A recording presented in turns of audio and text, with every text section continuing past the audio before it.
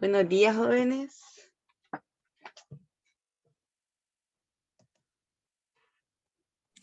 Buenos días, señor. Días dando siempre, ¿verdad? Gracias a Dios. Pues así iniciamos este nuevo día, ¿verdad? Agradeciéndole por la oportunidad que nos da siempre de poder estar acá reunidos, ¿verdad? Que aunque no nos veamos, pero sí estamos en esa comunicación, ¿verdad? Así que le damos gracias a Dios por ello. Ok, vamos a continuar siempre con nuestro contenido socioemocional de esta semana, ¿verdad? Que es cuidando nuestro cerebro. Y acá vemos que tenemos un pensamiento que dice, cuida el jardín de tu mente, el pensamiento que riegas crece. Francisco, ¿qué nos podría compartir sobre este pensamiento?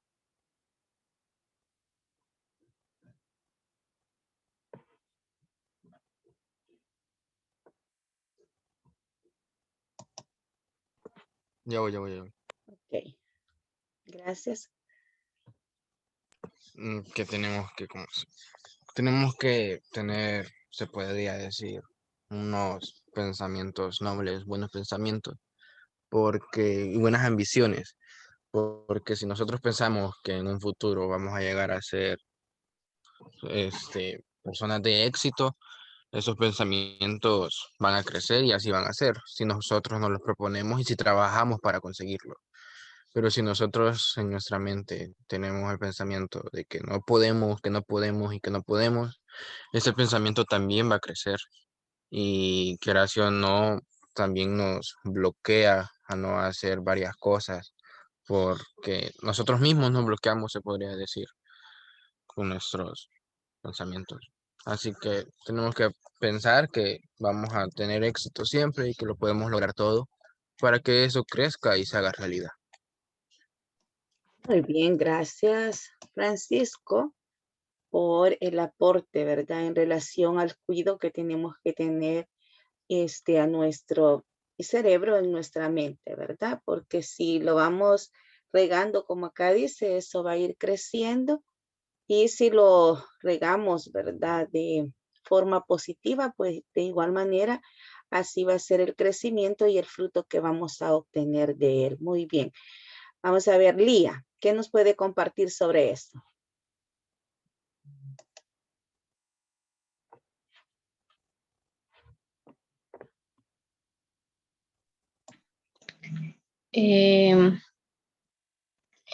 La verdad comparto la opinión de Francisco porque es cierto que cuando uno piensa en algo, pues como que eso podemos decir de que, ocurrió lo que pensé, pero es porque nosotros hemos causado eso, porque muchas veces nuestro cerebro, bueno, nuestra mente nos juega en contra y pensamos cosas que no son, o en algunas situaciones se pueden dar malos entendidos porque nuestro cerebro está pensando de que eso va a pasar y entonces hacemos que ocurra de una forma inconsciente y al final pues se dan distintas consecuencias que nosotros pensamos que siempre está todo en contra de nuestra, pero en realidad es que nuestra mente nos está jugando en contra porque no sabemos manejar y no sabemos controlarlo.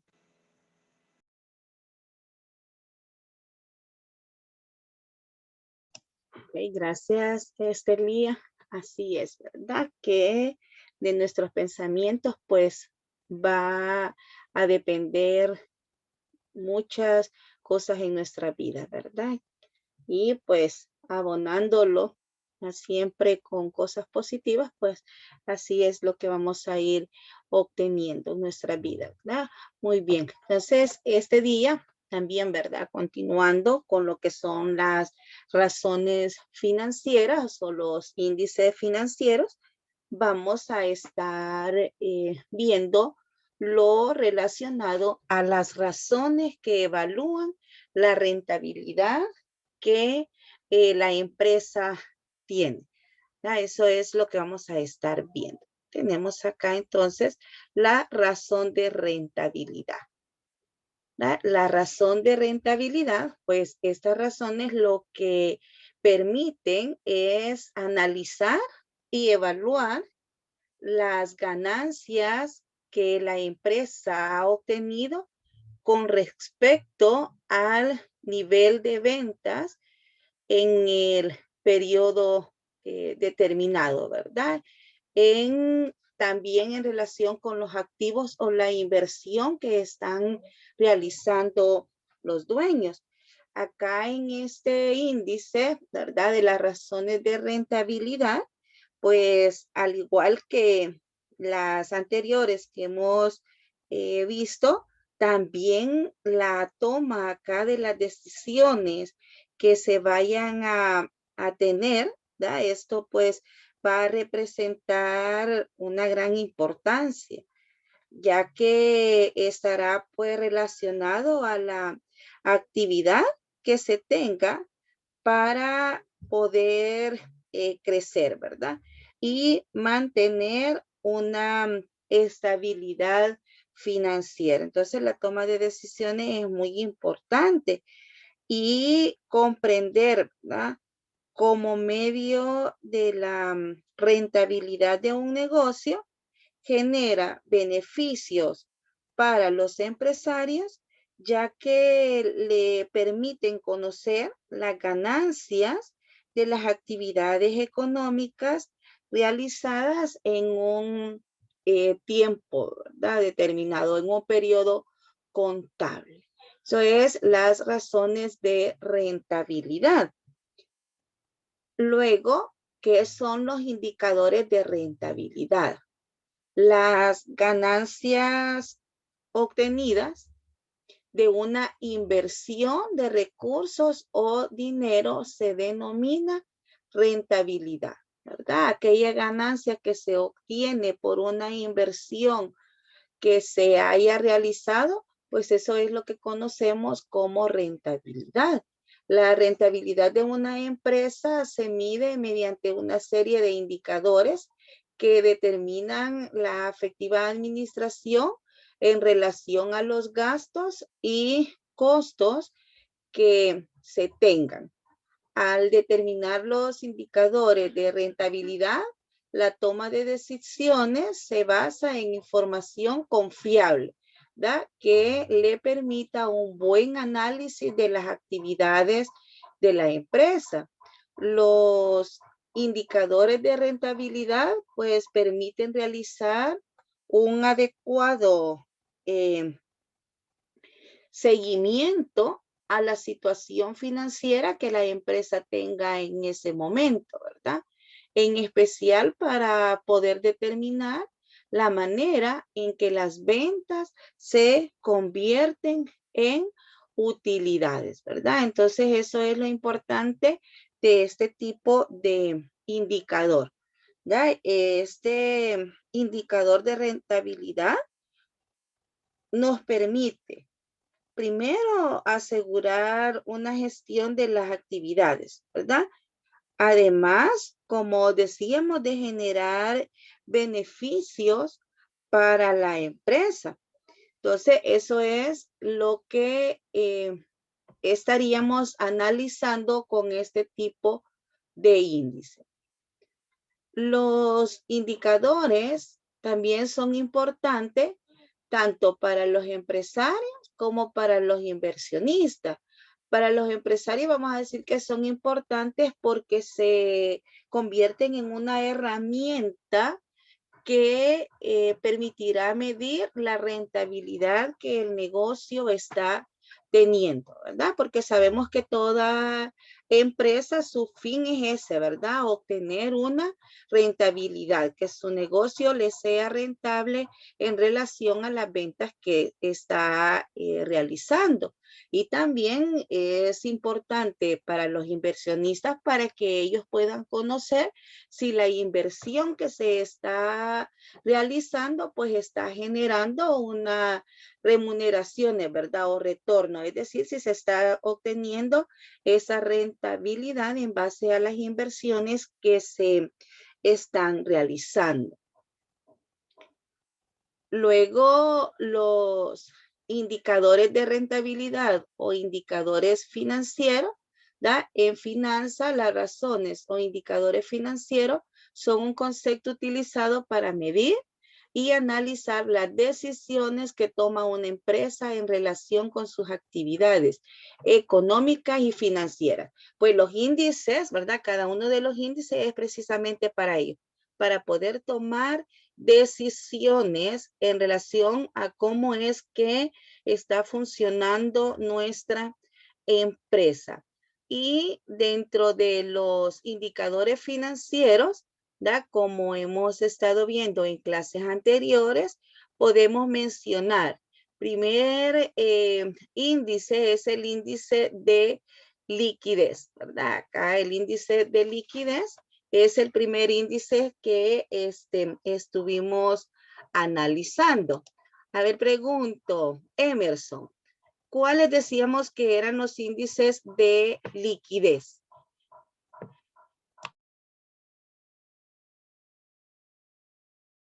A ver, el de ácido, el de el activo inmediato parece, pero por los nombres realmente no me los puedo, pero sí, ¿cómo se hacen? Sí.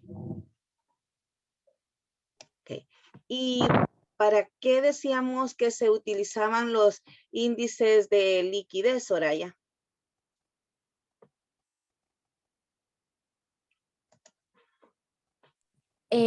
Para conocer como la cantidad de dinero que tiene la empresa hábil o suelto, no sé cómo decirlo, o sea, que sea de la empresa, que no sea para pagos ni nada que ver, sino que sea un dinero que esté libre. Libre, muy bien. Así es, ¿verdad? Cuando hablábamos de los indicadores o índices de liquidez, pues decíamos, ¿verdad? Que esto lo que le permite a las empresas analizar es cómo están las empresas en relación a la capacidad que tienen para poder realizar sus pagos, ¿verdad? Para poder cancelar sus obligaciones, pero a corto plazo, ¿verdad? Esa es una de las situaciones de liquidez.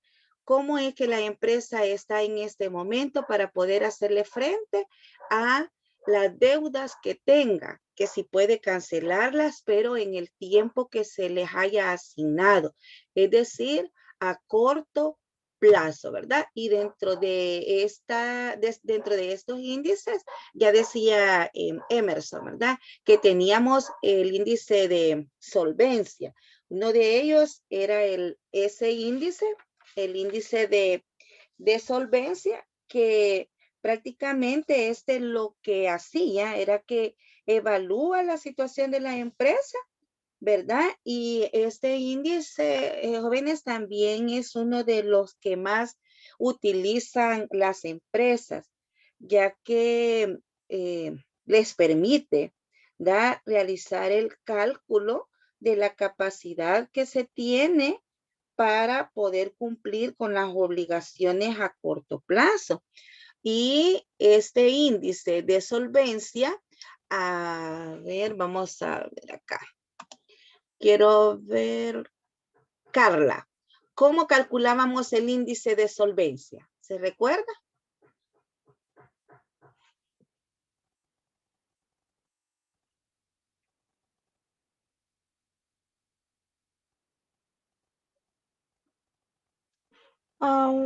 Si no me recuerdo, era la de activo entre pasivo.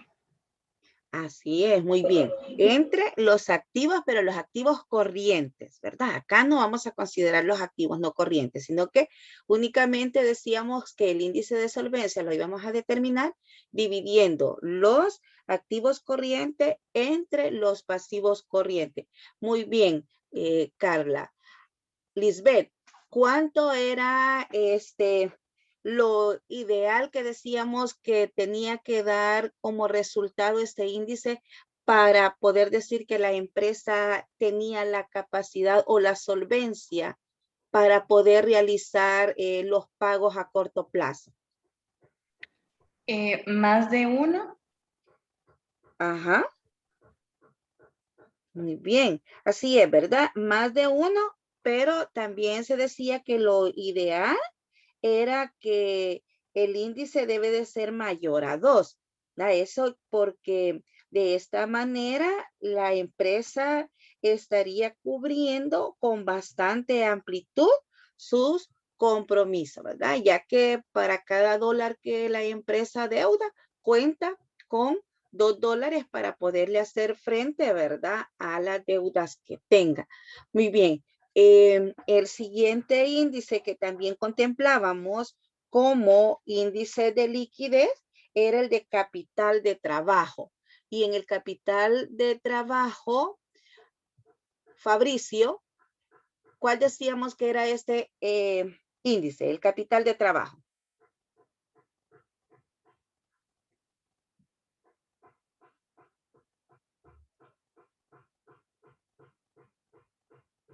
¿Cómo fue la pregunta, perdón?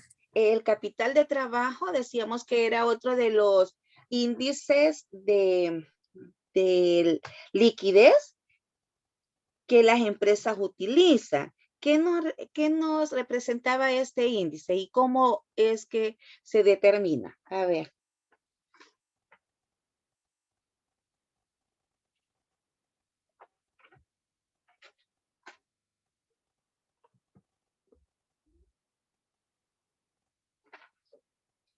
El índice de capital.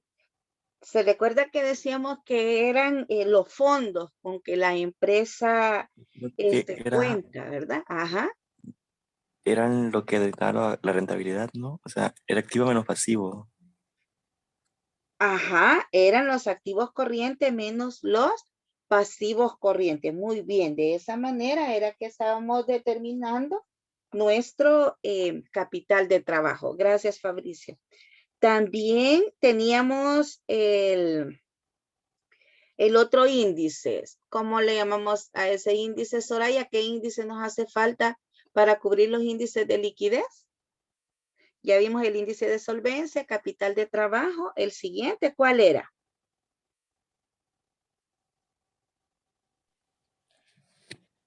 Ahí es donde va lo de el ácido, señor. Ajá, muy bien. Entonces, índice de ácido. De la prueba del ácido, ¿verdad? Ajá, la prueba del ácido era el otro índice de liquidez. Muy bien, entonces tenemos los tres, índice de solvencia, el capital de trabajo y la prueba del ácido. Y la prueba del ácido, Soraya, ¿se recuerda cómo la determinábamos?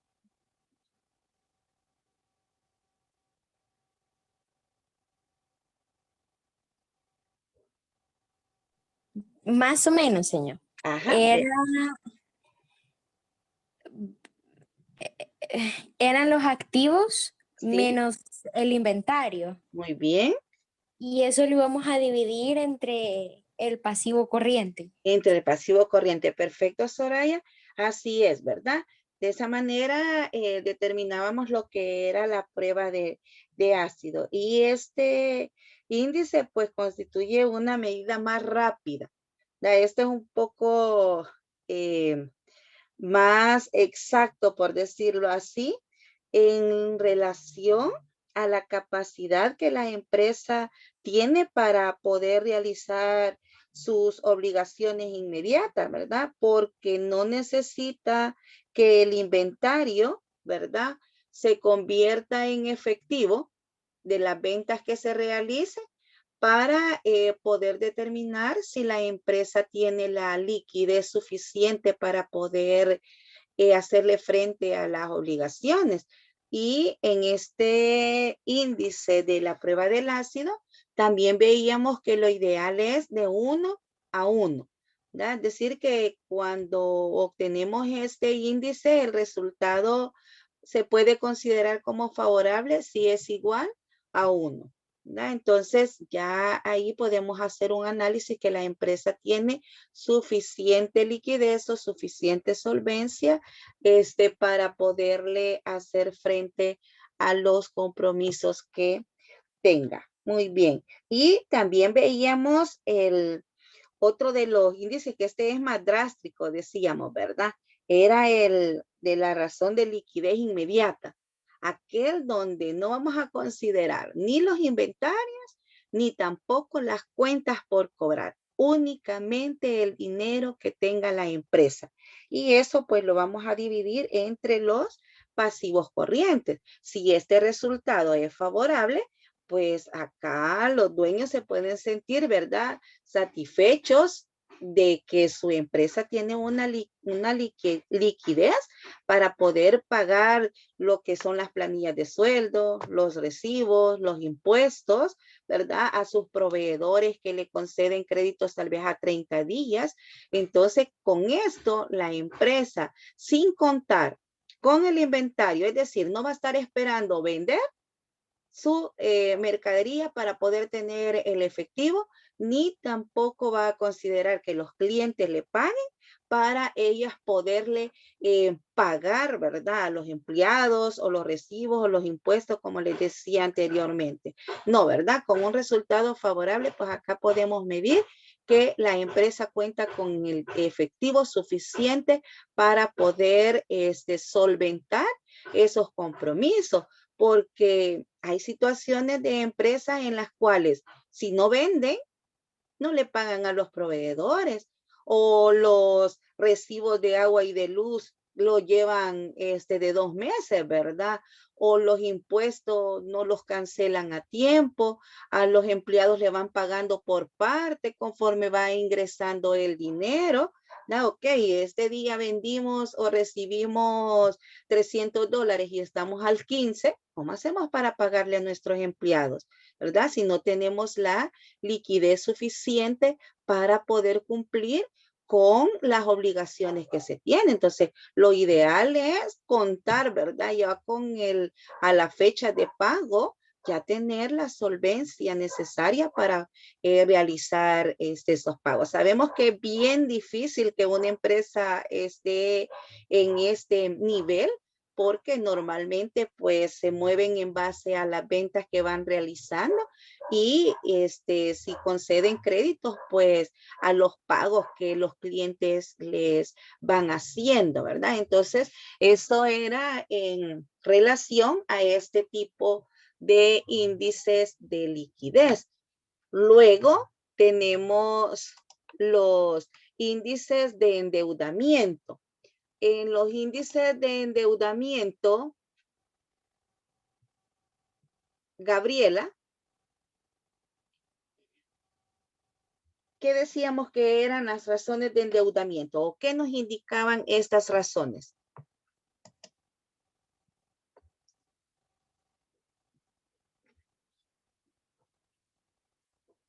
Las razones de endeudamiento.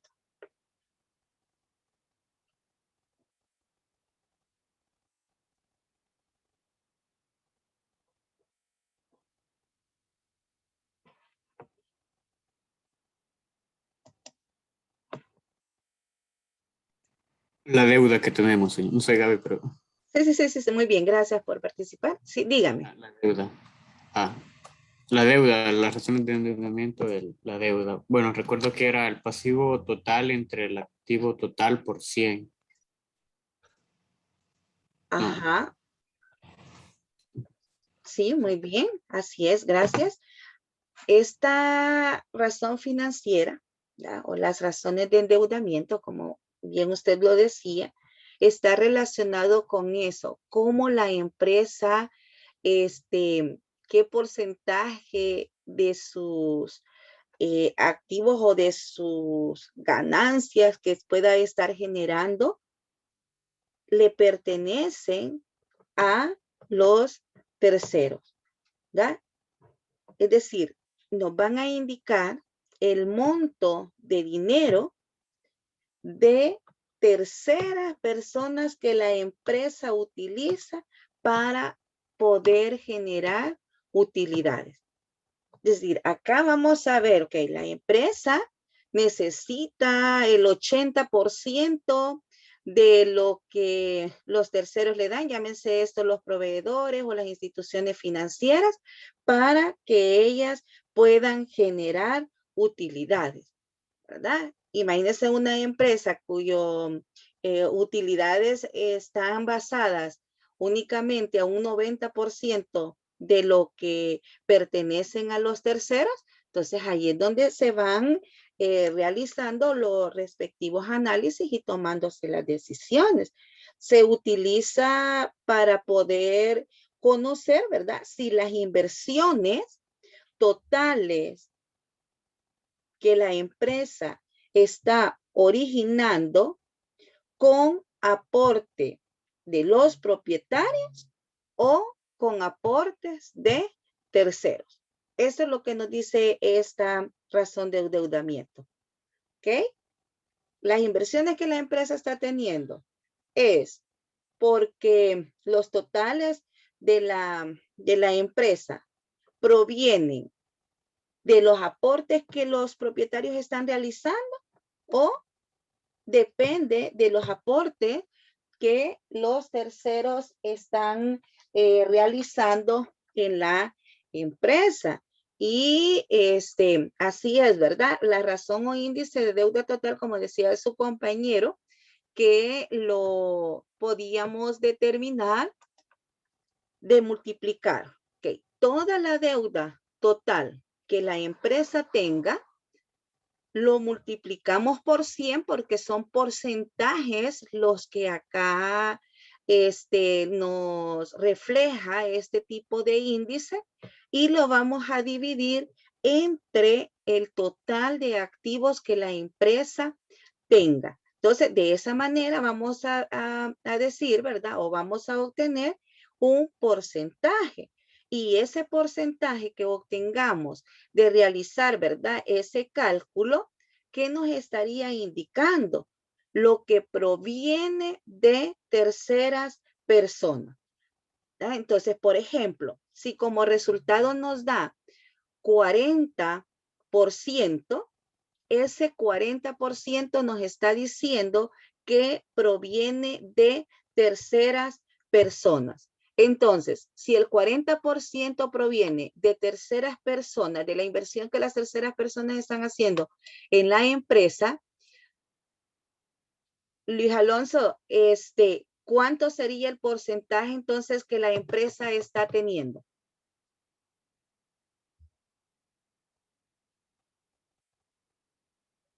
De aportación.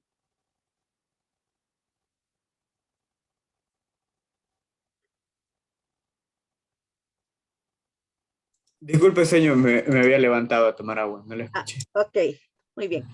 Le decía, les estaba explicando los porcentajes que obtenemos del índice de la deuda total, ¿verdad? Entonces, que el porcentaje que nosotros obtenemos de ese índice nos está indicando lo que proviene de terceros, ¿sí? Entonces, si como resultado tendríamos un 40%, que ese nos estaría indicando el aporte de tercero, ¿cuánto decimos entonces que va a ser el aporte que los propietarios están realizando en la empresa? 60%. El 60%. Y con ese resultado, Luis, ¿cómo podríamos decir que se encuentra la empresa? ¿Será favorable? Bueno, los propietarios están aportando más de la mitad del dinero y los terceros aportan menos de la mitad. Así es, entonces podemos decir que la empresa está en relación a las razones de endeudamiento, podemos decir que es favorable, ¿verdad? Acá se considera un 50%, ¿verdad? Como el nivel que se toma como base para poder hacer el respectivo análisis, pero siempre considerando, ¿verdad? La parte del tipo de empresa que se esté analizando. Muy bien. También teníamos otro índice que era la deuda a largo plazo entre el capital social. Acá teníamos la relación, ¿verdad? Siempre estamos en los índices de endeudamiento. Entonces, teníamos lo que era las deudas o las razones de deuda a largo plazo, y estas pues eran la deuda a largo plazo entre el capital social. Y esta razón, ¿verdad?, de deuda a largo plazo, pues se utiliza para estimar el grado de apalancamiento financiero de la empresa. Lía, cuando hablamos de apalancamiento financiero, ¿a qué considera usted que nos estamos refiriendo?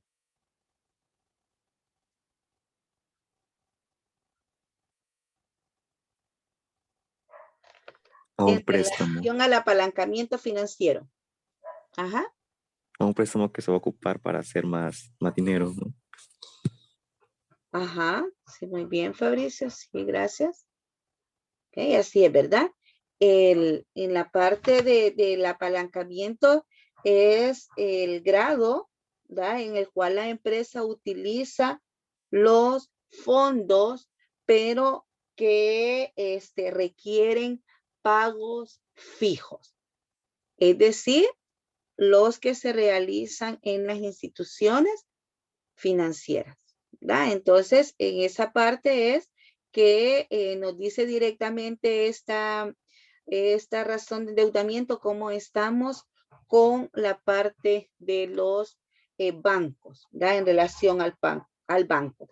Y el porcentaje que acá se obtiene, porque de igual manera, ¿verdad?, obtenemos porcentajes, nos estaría indicando que la deuda que la empresa tiene a largo plazo representa el capital social. Acá es cuánto es el capital social que estarían aportando, y pues el resultado, la diferencia sería ya lo que se tiene del compromiso de los pagos fijos con las instituciones financieras.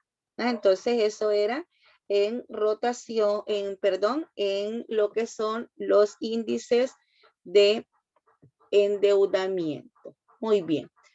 Luego tenemos acá los tipos de indicadores de rentabilidad y la fórmula, ¿verdad?, que vamos a estar utilizando para cada uno de ellos. Los indicadores, como ya lo hemos dicho, pues son una herramienta para poder medir y analizar la rentabilidad del negocio. Y acá vamos a estar estudiando primero el margen de utilidad bruta o margen bruto. Este indicador emplea la siguiente fórmula: dividiendo la utilidad bruta sobre las ventas netas multiplicado, ¿verdad?, por 100 para poder obtener los porcentajes, ¿verdad? De esta manera vamos a estar encontrando el margen de utilidad bruta. La utilidad bruta, ¿verdad?, que lo vemos en nuestro estado financiero, ¿verdad?, el estado de resultado, y decíamos que lo obtenemos de los ingresos operacionales, es decir, de las ventas totales que la empresa haya realizado, menos su costo de venta, ¿verdad? Esa es la utilidad bruta. ¿Qué son los ingresos operacionales?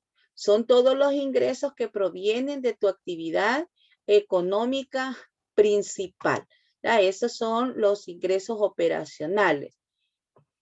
Vamos a preguntarle.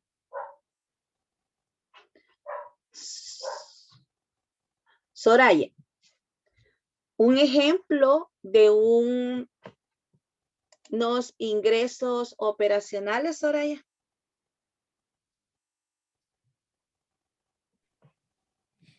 Ay,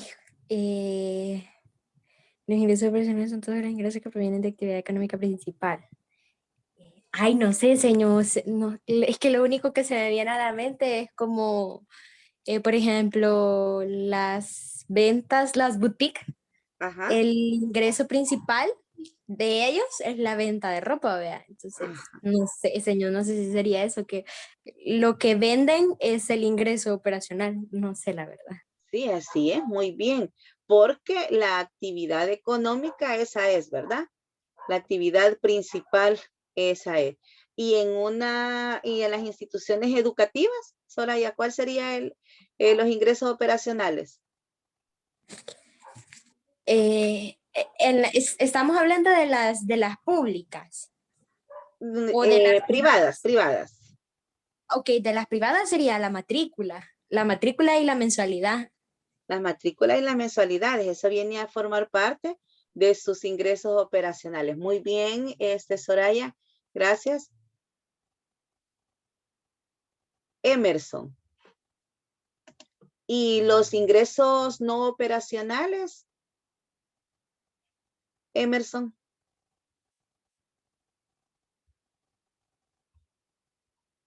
Uy, no sé, quizá con lo mismo que decía Soraya de, por ejemplo, si vendían ropa y no sé si tienen un apartado dentro de la misma empresa donde venden otras cosas, quizás, o sea, cualquier cosa que no tenga que ver directamente con el giro, pero que los hagan ellos, ya serían, creo que, los ingresos, ¿no? Los ingresos no operacionales, muy bien, que como dice acá, ¿verdad? Son aquellos provenientes de otra actividad económica. Por ejemplo, si en la boutique que nos ponía de ejemplo Soraya, hay una venta de gaseosas y de agua en un estante que se tenga ahí en la boutique, ¿eso sería un ingreso operacional o un ingreso no operacional?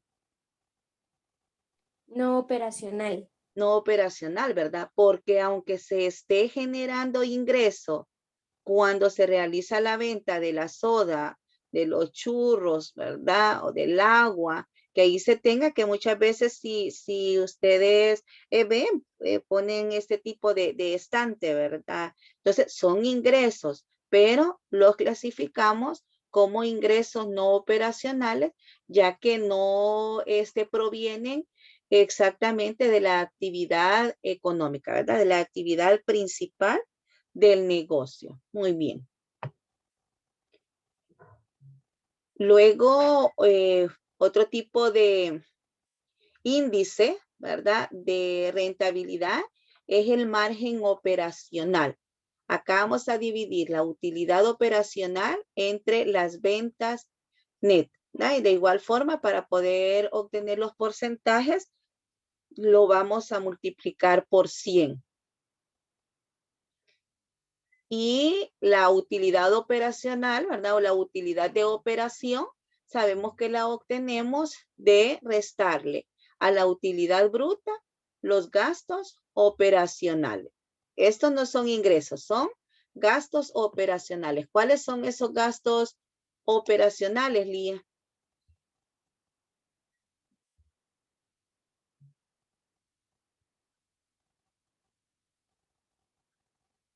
Y vamos a ver ahí si le ayuda a Carla. ¿Cuáles serían esos gastos operacionales? Los gastos que son directos con el giro de la empresa. Por ejemplo.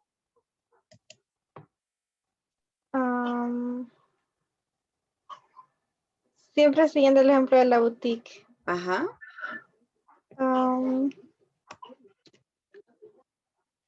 No sé. Digamos, si ellos hacen la ropa, sería la tela, por ejemplo.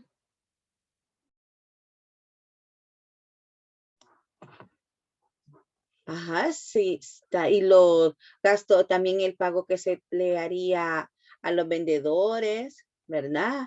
El gasto que tendrían por el local, si lo alquilan, lo que se le estaría cancelando si a la cajera. Entonces, esos son los gastos operacionales, ¿verdad? Aquellos que decimos, son los gastos de venta y los gastos de administración. Entonces, de esta manera encontramos el margen operacional, lo que está relacionado a las ventas que la empresa está realizando con los gastos que ella pueda estar teniendo, ¿verdad? Entonces ahí hacemos una comparación entre las utilidades de operación y las ventas netas, ¿verdad? Este indicador pues permite identificar cómo funcionan las operaciones propias de la empresa, es decir, cómo genera rendimiento sin depender de otras actividades que no sean propias de su objetivo principal, ¿verdad? Ya decíamos que no va a depender de cuántas sodas se vendan, ¿verdad? Sino que relacionado a las actividades propias, a las actividades principales. Un tercer índice sería el margen de utilidad antes de los impuestos, ¿verdad? Dentro de la utilidad operacional teníamos los otros gastos no operacionales y también tenemos los otros ingresos, ¿verdad? Y eso es cuando estamos realizando nuestro estado de resultados que vamos obteniendo nuestra utilidad antes de los impuestos. Y este indicador lo que permite es identificar cuál es la utilidad que tiene la empresa antes de pagar los impuestos, ¿verdad? Esa es la parte del margen. Y el margen neto de utilidad, este indicador emplea la siguiente fórmula, ¿verdad? Margen neto de utilidad, la utilidad neta entre las ventas netas. Ya acá ya vamos considerando que hemos quitado lo que son o restado lo que son los ingresos de operación. Esta utilidad neta es antes del impuesto, ¿verdad? Antes de los impuestos. Y luego tenemos acá los indicadores de rentabilidad, ¿verdad? La rentabilidad sobre ventas, que va a ser igual a la utilidad neta después del impuesto entre las ventas totales. Tenemos la rentabilidad sobre activos, que va a ser igual a la utilidad neta después del impuesto entre los activos totales, ¿verdad? Acá es entre las ventas totales. En este índice es entre los activos totales y también la rentabilidad sobre el capital. De igual manera, la utilidad neta que la empresa haya tenido después del impuesto, pero dividido entre el capital contable, ¿verdad? Estos son los indicadores de rentabilidad. Y acá, cómo interpretar o analizar los indicadores de rentabilidad. Para interpretar cada uno de los indicadores de rentabilidad, se debe conocer los ingresos operacionales, que ya los explicamos, cuáles son, y los no operacionales de la empresa, además de los impuestos que se deben de pagar de acuerdo a la actividad que cada empresa tenga, ¿verdad? Es aconsejable que cada año se esté realizando un análisis sobre las ganancias que el negocio está obteniendo, ¿no? Entonces, estas preguntas pues le pueden servir al propietario, ¿verdad? O al analista para poder dar respuesta a cómo se encuentra la empresa. ¿Estamos generando ganancias? ¿De dónde es que se están obteniendo esas ganancias, verdad? ¿Cómo obtenemos las ganancias? Y si se está planeando, ¿qué se está planeando hacia el futuro, verdad? Entonces, estos son los índices jóvenes que le permiten a la empresa medir la rentabilidad. Ok, jóvenes, entonces damos por finalizada la clase del día de hoy. Pasen feliz día. Bendiciones. Gracias, señor.